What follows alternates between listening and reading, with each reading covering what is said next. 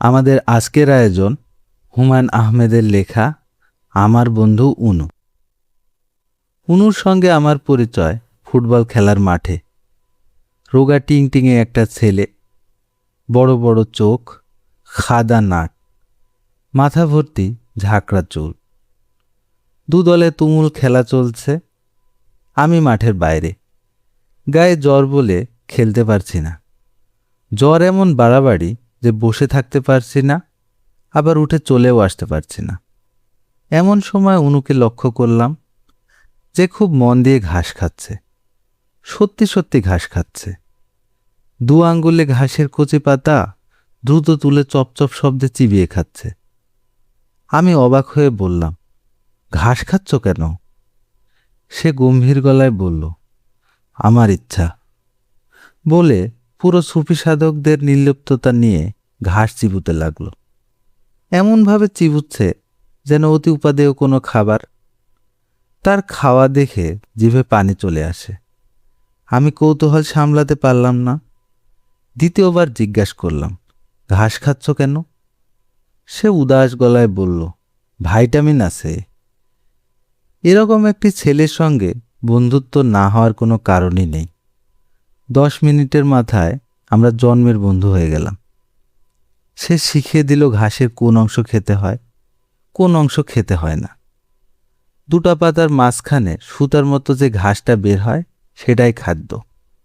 তবে ডগার খানিকটা বাদ দিতে হবে। ডগাটা বিষ। অনু আমার চেয়ে 1 ক্লাস উপরে পড়ে। আমাদের স্কুলে না, অন্য কি একটা স্কুলে। তার মা নেই, বাবার সঙ্গে থাকে। বাবা প্রতিদিন রুটিন করে অনুকে দুবেলা মারেন। স্কুল থেকে ফিরে আসার পর একবার, সন্ধ্যাবেলা খেলার মাঠ থেকে ফিরে আসার পর একবার। সেই মারও দর্শনীয় মার। তবে মজার ব্যাপার হচ্ছে, মার পর্ব শেষ হবার পরই দুজনে অতি ঘনিষ্ঠ বন্ধু, যেন কিছুই হয়নি। অনুর বাবা ছোট চাকরি করতেন। বাসার সাজসজ্জা অতি দরিদ্র। বাঁশের বেড়ার ঘর, পাশেই ডোবা, ময়লা নোংরা পানি। খেলা শেষ করে বাসায় ফিরে অনু সেই নোংরা পানিতে দিব্যি হাত মুখ ধুয়ে ফেলে।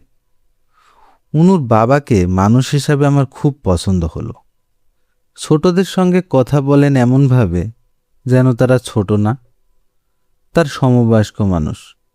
আমাকে একদিন বললেন, এই যে আই চণ্ডীগড় সাহেব দেশের ভার নিল, লোকটা কেমন? তোমার কি মনে হয় 19-20 কিছু হবে?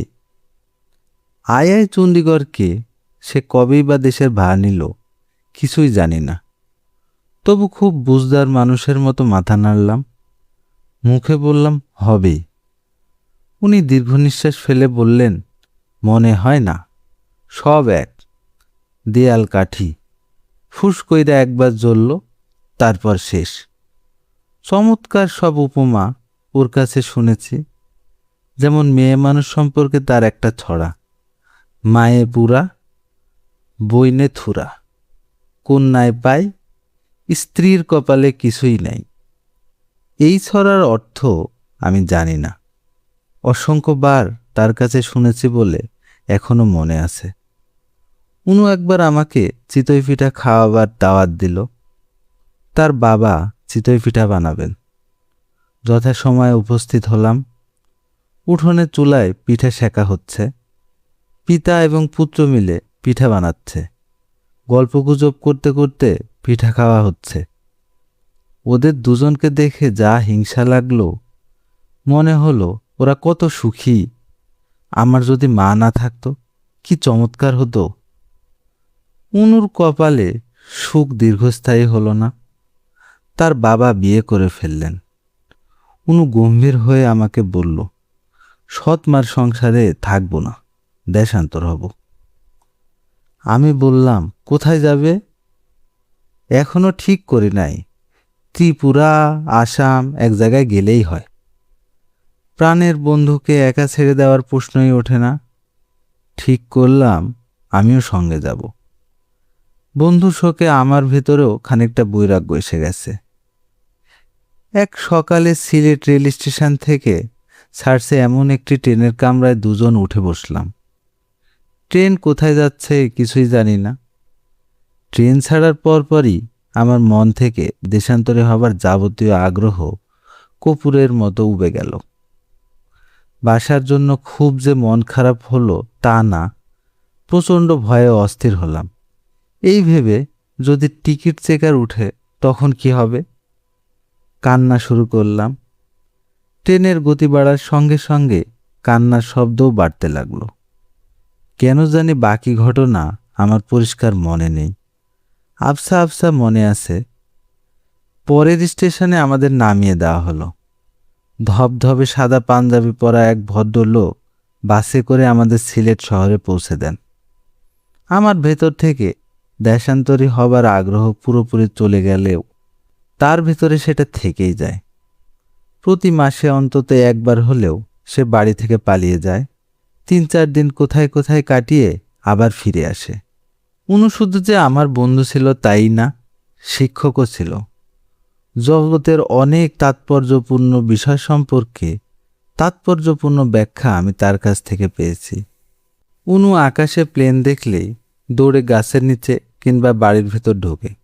চল, কারণ প্লেনের যাত্রীরা পেশাব পায়খানা করলে তা মাথায় এসে পড়তে পারে। নানান ওষুধপত্রের টোটকা দাওয়ায়ও তার জানা ছিল। যেমন মুখে ডিম নিয়ে যেসব লাল লাল পিঁপড়া হেঁটে যায়, ওইসব পিঁপড়া দৈনিক 5টা করে খেলে অর্শরোগ ছেড়ে যায়। যেহেতু আমার অর্শরোগ ছিল না, কাজেই সেই মহৌষধ পরীক্ষা করে দেখা হয়ে ওঠেনি। উনুকে আমি কখনো হাসি খুশি দেখিনি। সারাক্ষণ সে চিন্তিত ও বিষণ্ণ। শুধু একদিন হাসতে হাসতে দৌড়ে তাকে আমাদের বাসার দিকে আসতে দেখা গেল। জানলাম তার একটা বোন হয়েছে। দেখতে সে নাকি পরীর মতো সুন্দর। জন্মের পরপর সে হাসতে শিখে গেছে, সারাক্ষণ নাকি হাসছে। আমি পরদিন সদা হাস্যময়ী উনুর ভগিনীকে দেখতে গেলাম। উনুর মা শাড়ির আঁচল ফাঁক করে লাল টুকটুকে শিশুটিকে দেখিয়ে খুশি খুশি গলায় বললেন, নজর লাগাইও না, মাটিতে পুক দাও। যাতে শিশুটির ওপর নজর না লাগে সেজন্যই আমি এবং উনু দুজনেই মাটিতে এক গাদা থুতু ফেললাম। এই ঘটনার খুব সম্ভব 1 সপ্তাহের ভেতর উনুর বাবা সন্ন্যাস রোগে মারা গেলেন। অন্যের দুঃখে অভিভূত হবার মতো বয়স বা মানসিকতা কোনোটাই তখন ছিল না। কাজে এই ঘটনা আমার মনে কোনো ছাপ ফেলল না। আমাদের বাসায়ও তখন বড় ধরনের সমস্যা। গনি চাচার চাকরি চলে গেছে। অ্যান্টি করাপশনের মামলা চলছে তার বিরুদ্ধে। জেল হয়ে যাবে মোটামুটি নিশ্চিত। তিনি কপর্দক শূন্য অবস্থায় তার স্ত্রী এবং পালক পুত্রকে নিয়ে আমাদের বাসায় এসে উঠেছেন। গনি চাচার স্ত্রী রাত দিন কাঁদেন। সেই কান্নাও ভয়াবহ কান্না, চিৎকার, মাটিতে গড়াগড়ি। আমরা ছোটরা অবাক হয়ে দেখি। গনি চাচা উঠোনে পাটি পেতে সারাদিন শুয়ে থাকেন এবং তালপাতার পাখায় হাওয়া খান। দীর্ঘদিন তারা আমাদের বাসায় রইলেন। 2টি সংসার টানতে গিয়ে মা হিমশিম খেয়ে গেলেন। তার অতি সামান্য যেসব ছিল সব বিক্রি হয়ে গেল। সেবার ঈদে আমরা কেউ কোনো কাপড় পেলাম না। আমাদের বলা হলো, কদিন পরেই বড় ঈদ আসছে, বড় ঈদে সবাই ডাবল কাপড় পাবো। যেহেতু খানিকটা বড় হয়েছি, চারপাশের জগৎ কিছুটা হলেও বুঝতে শিখেছি, সে কারণে মনের কষ্ট পুরোপুরি দূর করতে পারছি না। মন খারাপ করে বেড়াই। আশেপাশের বাচ্চারা বাবাদের হাত ধরে দোকানে যায়, কলরব করে, করতে করতে ফিরে আসে। মনের কষ্ট দূর করতে ওর চেয়ে ভালো কেউ নেই। মুহূর্তের মধ্যে সে অন্যের মন খারাপ ভাব দূর করে দিতে পারে। যদিও সে নিজে আগের চেয়েও বিষণ্ণ হয়ে যায়। উনুকে বাসায় পেলাম না, উনুর মাকেও না। তারা সবাই কোথায় নাকি চলে গেছে। খুব খারাপ লাগলো। উনুদের পাশের বাসার এক ছেলে বলল, উনু জল্লারপাড়ের এক চায়ের দোকানে কাজ করে। বাবাবিহীন সংসারের দায়িত্ব এই বয়সেই সে মাথায় নিয়ে নিয়েছে। খুঁজে খুঁজে একদিন তাকে বের করলাম। ময়লা হাফ প্যান্ট পরা, টেবিলে টেবিলে চা দিচ্ছে। আমি বাইরে থেকে ডাকলাম, এই উনু। সে তাকালো, কিন্তু দোকান থেকে বেরিয়ে এলো না। বাসায় ফিরে এলাম। বাসায় খুব আনন্দ, খুব উত্তেজনা। বাবা জগদল থেকে আমাদের নিতে এসেছেন এবং ঘোষণা করেছেন এই ঈদেই আমাদের সবাইকে কাপড় এবং জুতা দেওয়া হবে, কেনাও হবে আজ। আনন্দে লাফাতে লাগলাম। উনুর কথা মনে রইল না। এতক্ষণ আপনারা শুনছিলেন হুমায়ুন আহমেদের লেখা আমার বন্ধু উনু। ধন্যবাদ সবাইকে।